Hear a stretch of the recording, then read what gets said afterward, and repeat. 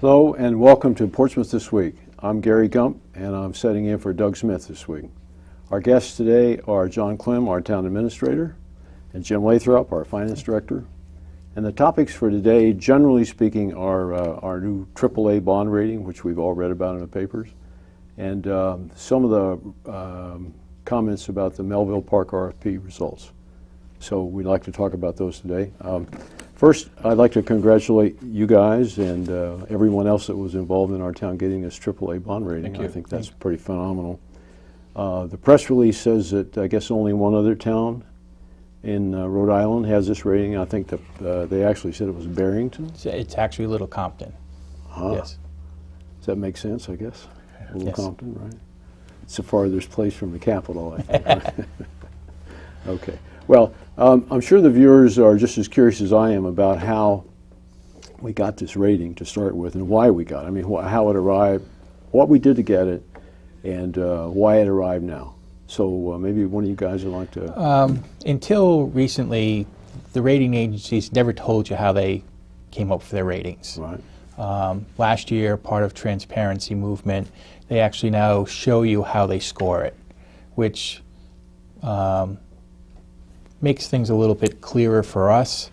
And we were issuing debt, so that's why we had to go to the rating agency as part of new debt. We're issuing new debt now. We're issuing new debt. And what they look at is they look at our fund balance, they look at our liquidity as far as cash, our property tax values. They look at our income per household, unemployment rates. They look at the political leadership, the management team. There's a lot of factors. It's not strictly dollars and cents. And Portsmouth scored very high in all those categories. We have good income, good tax base, good leadership. And when they looked at it all together, plus the efforts that they've made over the last few years addressing the pension, OPEB, you know, it's one of the reasons that attracted me to come to Portsmouth is you don't avoid issues, you actually figure out a solution.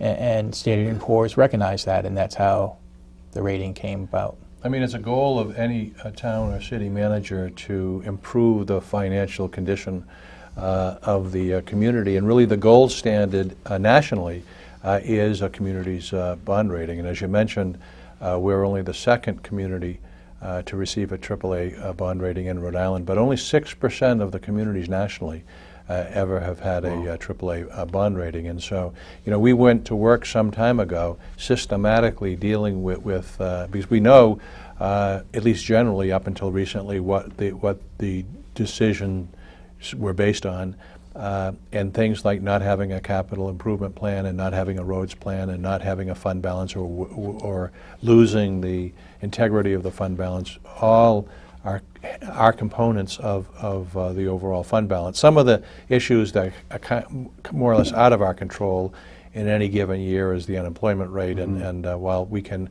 attempt to impact those, but some of those are outside of our purview. But a lot of what goes on we can impact, and I give a tremendous amount of credit to the both the past council and the present council for consistently making tough decisions in a very tough economic time.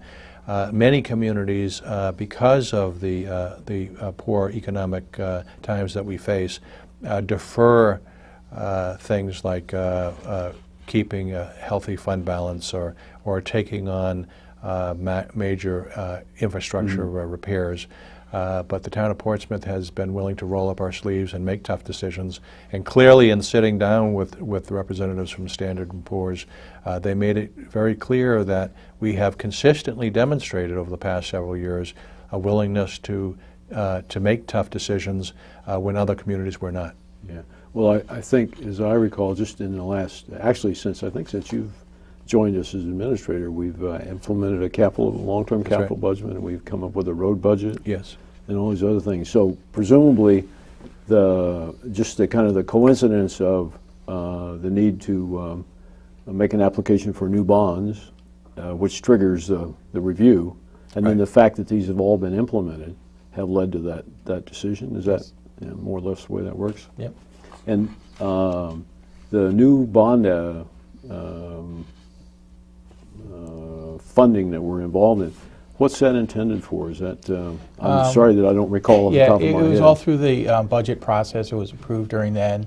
There's some DPW trucks, fuel tank, some work on some remediation at the schools. So this is capital funds Yes, exactly. to improve and to meet a planned budget? Yes, this spring the town council adopted an annual, this year's capital improvement plan, and this money is needed to fund that plan.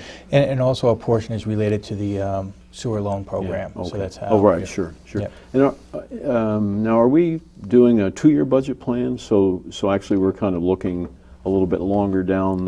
We're trying to actually go further than that. Well, it seems to me like I recall that we're going to have like a 5-year planning cycle and a rolling 2-year plan. Yeah, we tend to do a 5-year budget on capital needs.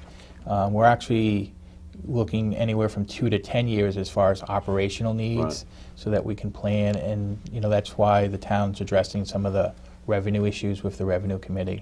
And I do want to include, because they're a major player, obviously, our school department and school committee, because they were very involved with consistently putting money aside for a rainy day and making some tough decisions about elimination of some positions or whatever to strengthen our financial position. So I want to highlight and thank the members of our school committee and school staff for those decisions. Well, they've it seems like this recent couple of years there's been a kind of a tandem effort between the school committee and town council. So that, I guess you're answering my question. One of the questions I had was the AAA rating applies to bonds that the town borrows for capital expenditures.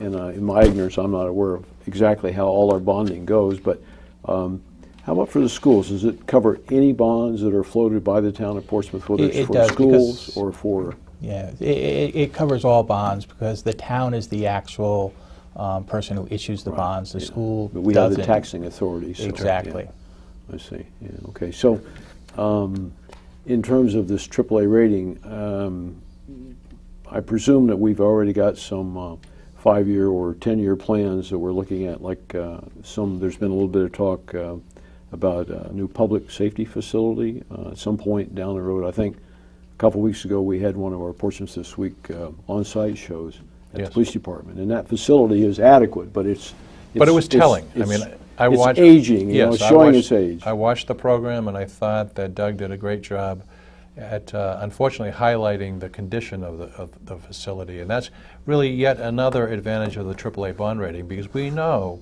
that as fiscally frugal as we are, that there are going to be needs that need to be addressed.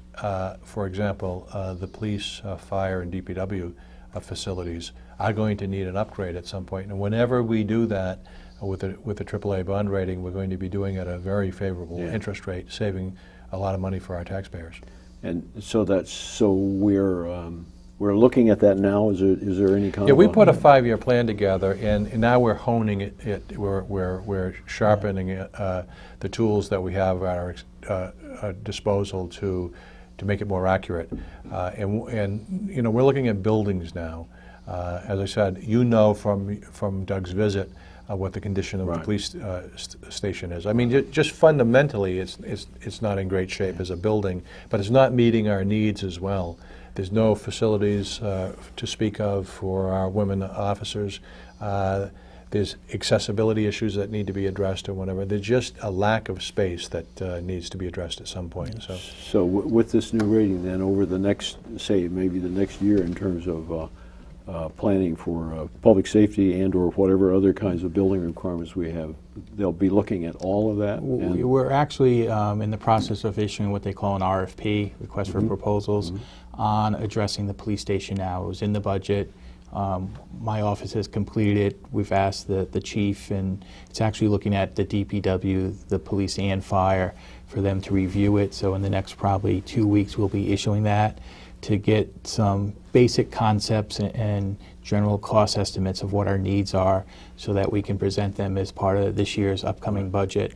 And again, looking towards that 5-year range. And this analysis is much more than the building itself, because we need to ask the hard questions. You know, why do we have a dispatch unit for the fire department and a different dispatch unit for the police department? Why is one civilianized and one uniformed officers, and why are there two to begin with? Yeah. Is there any reason that, or is it within the scope of the investigation, like for instance, to consolidate? I mean, we own all that land right there, and it looks like, you know, if you can have, say, half the services, half the building for fire, half the building for police, and DPW. That is going to be addressed. I mean, we're looking at the needs because of all you've got three the departments. commonality. You've got a common kitchen. Well, I don't know whether people like that or not, but I mean, it seems that it would facilitate more of that. And that's what we're addressing in this proposal, to get that information so that the council and the public can make those decisions on. Right. And so thinking about the bond rating and bonds in general, where are we? I mean, how does our overall debt, say, compare to what we can borrow, and B, what other towns typically are? Well, our debt is very favorable compared to most towns. We have about $680 per capita as far as debt. A typical Rhode Island community is about $3,500 per capita. So just looking at that, very favorable. The state allows us to borrow up to a certain percentage of our tax base. Portsmouth actually has a policy, an ordinance that is less than what the state allows us, plus it also limits our annual debt service as a percentage of our budget. So again, it's part of those policies of why we're here with a AAA, because even if we wanted to do it, we've put in stop gap measures that really dictate on how we're going to operate in the future. So with the AAA rating, the debt service ceiling is broader because you've got a better rate. So you can borrow more cash in terms of the total amount you borrow. When you look at the total payment, a part of it is capital and a part of it is service. Yeah. Well, so with a better rating, you've got less service, so you can actually get more capital. A perfect example is in this year's budget for the debt that we're issuing, we expect it to be paying about $250,000 a year in debt service on the new debt. Because of the lower rates that we got, because of the AAA and the market, we're going to be paying less than $200,000 a year on this debt. So just in very simple terms, this has saved us about $50,000. Which we can do something else with. Exactly. And does it make, is the savings with the new rate significant enough that it would make sense to refinance the existing debt and pay it off? We look at that almost every 6 months now. Part of the reason is a lot of the bonds that we issue, we can't call for a certain period of time. People are really looking for that long-term investment. So we look at what the callable feature is on the existing debt. Most of it has 10 years before we can call it, plus the cost of refinancing it. Right. If there's an opportunity, we take advantage of it. You did that in the past, but right now it's something that we'll readdress probably at the end of this calendar year to see what existing debt is available for refunding. Great, that's great. Well, I think that's, at least it gives me a little bit better idea of what we've got as far as current debt and some of the bandwidth above us for borrowing. I guess it seems that whatever the public safety complex requirements might be, we're well able to finance that, right? Yes. Yeah. So how do we maintain these ratings? I mean, what going forward, you mentioned several things that we've got in place in terms of the capital plan, some of the other things, a reserve that we've got set aside for it. What would jeopardize this? It's stopping what we're doing now. I mean, this is now really the hard part. Sometimes when you're at the top, you can only go down.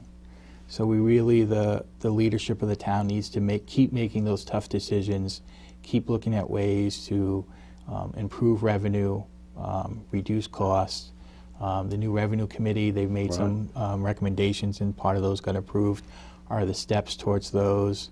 as we continue to work with unions and insurances and all those factors. It's just an ongoing process. Okay, all right, well, that's good. The reserves that we have right now, if I can't give you an example of what could happen to cost the community a significant amount of money, millions of dollars of money, but suppose for some reason we had to dip into that, we had to take a portion of those. How is there a provision that allows us to pay that back and maintain the rating? Exactly, and I went through that in my last community with Storm Sandy. You know, for Westerly, it was about $5 million that we went to the fund balance with. Portsmouth actually has a policy on what happens if the fund balance starts dropping, that it's up to the town administrator to present a council a plan on how to rebuild that fund balance. All the rating agencies know that. That's why we have fund balance, for those issues that come up very rarely. And it's not that we spend it, it's what's our plan moving forward and how to rebuild those fund balances. I mean, it's not there never to use. Obviously, it's there set aside for emergency or unforeseen circumstances. And so in the first instance, it's really got to be a justifiable reason. And I think the bond rating agencies in the future, in the first instance, would say, you know, did they use their credit card to buy a loaf of bread, or was it something that was very unforeseen? Plug a leak or something, yeah. Absolutely. So, you know, we might be hit with a lawsuit that is costly. And so if it was an emergency or unforeseen, and we can document that, then the second question is, well, how are you going to restore it? Right. You need a plan to restore it in as quick time as possible in a reasonable amount of time. And the bond agencies, the rating folks would look at all of that and then make a decision. Well, and actually they have calls to us on a fairly regular basis. If we had an incident, other than John calling me where cash is available, my second call would probably be from Standard & Poor's or Moody's. We see you're going to spend some money, what's your plan? Yeah. So they do monitor us, and we report to them on a fairly regular basis. So we don't want to materially impact our fund balance. As a matter of fact, the town had a policy that 8% of its operating budget should be set aside, and now that's 16. Even at 16, if you look nationally for AAA rated communities, it's in the 20s. And so, as Jim said, we have done a wonderful first step here, but we're not done. So we need to put there more has aside. to be the plan, and then we have to work our plan to continue to get. And there's several other large issues that remain unaddressed. One is the other post-employment benefits issue, the healthcare, basically healthcare services to our retirees. And that is a huge liability that needs to be addressed. We need to put a plan together to address that issue. Are we working on that? We haven't, but it obviously is our recommendation that it be addressed soon. Yeah. So it seems that there's a lot of positive things to this. Is it something that we should be, this rating, is it something that we should be using as a part of a promotion for our economic development efforts here in terms of why come to Portsmouth? I mean, I've already talked to a business that is beginning to look at this area, and one of the first things they mentioned as the reason why they were looking at Portsmouth was the fact they had read about our bond rating. So it absolutely is an indicator to all that we're financially sound. And for a business person, that's an important first step. Well, I hope that we leverage all that for the best we can. I mean, there's been, you know, we are, several of us have a cup of coffee and talk about different things, and we're kind of at a unique opportunity here. One of the larger corporations, Raytheon here, you know, they've got these 3 large buildings, I guess, that they're trying to sell on their own, and the tank farms are in a process of being turned over to the town. And we've got, you know, it seems to me like, or some of us, that there may be an opportunity here to try to go, for instance, to like some of the higher institutions of learning, Brown or URI or somewhere, and think about some kind of a graduate level campus effort here for maritime trades and industries and defense, and part of it, of pulling that all together, would be, the core of it would be around Portsmouth, which has, you know, not only shown good fiscal responsibility, but it has all these marvelous new resources and facilities just coming into play. I hope that we, whether it's that idea or some other idea, I hope that we work with our local legislators and everybody to get that off the ground and get it going. Okay, so part of the reason we've got this AAA rating was because we are paying our bills and we are showing fiscal responsibility, and kind of segueing over, we've recently gone out with this Melville Campgrounds RFP. Yes. I think a lot of us read in the paper this week that we got some responses back, about I think 6 responses back. Yes. So can we talk about that for a little bit? Maybe you can first talk about the fundamental idea here of what we're trying to do in terms of using some of the town's resources to generate more revenue. Just globally, we over 20 years ago were granted some federal properties with the restriction that it be used for recreation purposes. The town evaluated the possibilities, ball fields and several other things, and they made a decision that we could generate revenue by having a campground and then use those revenues for our recreation programs. And so for over 20 years we have managed a campground, and unfortunately there has been a drop in revenues to a point last year where we actually, when all is said and done, reached a point of actually losing money. And so we were subsidizing an operation with no benefit to the taxpayers and residents of Portsmouth. So we came up with this idea of putting it out to bid, and Jim and his staff have worked extraordinarily hard. We have a great committee of citizens that are working with us, but there was some speculation about whether we could generate interest, and I was absolutely delighted to find 6 solid proposals that we now will be evaluating. That's great. And so reading in the paper, it appears that we've got not only local folks here, but we've also got some people that have a history in the business. Yeah, we have 2 proposals from operators of existing campgrounds. I said we have people as far away as Pennsylvania, to Maine, to here in Rhode Island. We had about 20 people express some serious interest in the property, and it's part of why we're at AAA. I mean, we've had these discussions with Standard & Poor's. We're a municipality and we're focusing on our core services, and hoping that this becomes a model. We've shifted some of the risks that the operator now has the risk of making a profit. It's up to how they work to make a profit, and they share it with the town. There's very limited downside for the town, and it also moves the need for capital improvements to the operator, right, so that we're not, again, spending money, and that's part of the process.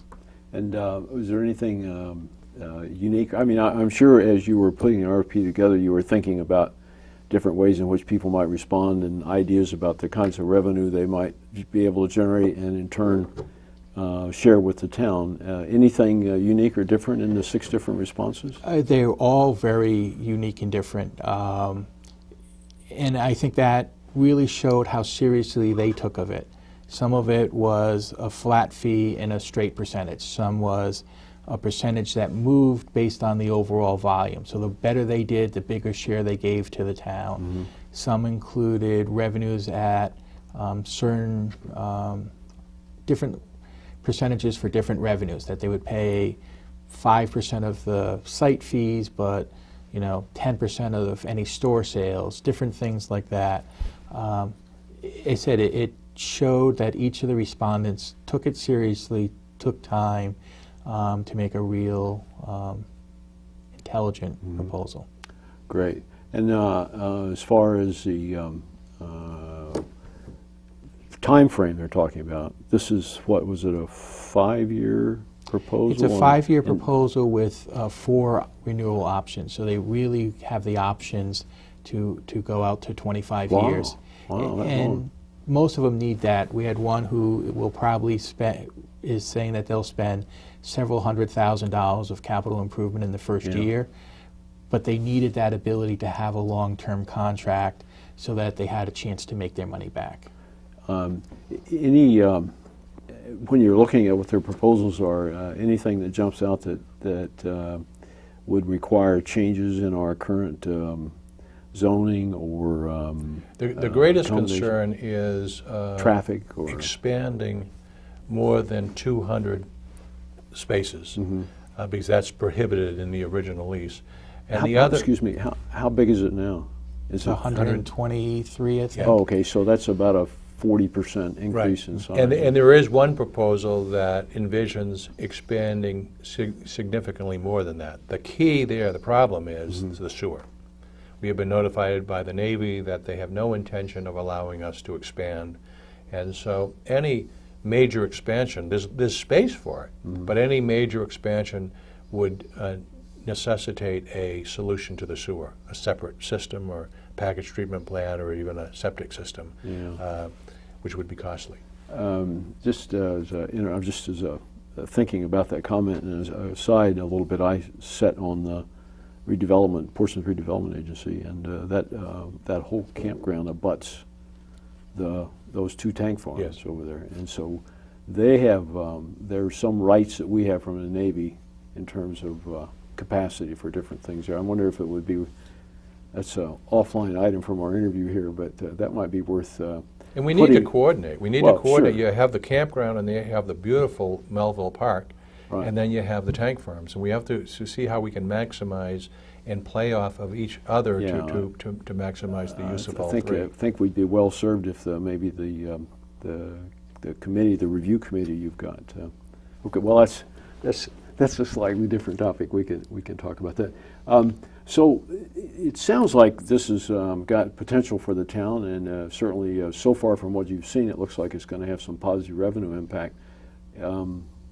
If this RFP is successful, can this be a template for other revenue RFPs? I mean, you know, we've got, for instance, we've got facility-wise, we've got places like the horse barns, and we've got a big sports complex. We've got Portsmouth mooring. is very unique, and to the extent that we don't do a few things that everyone else does, and we do a few things that very few No other one people else does. But the answer to your question is yes. We designed this to be a template for consideration of some of the other operations.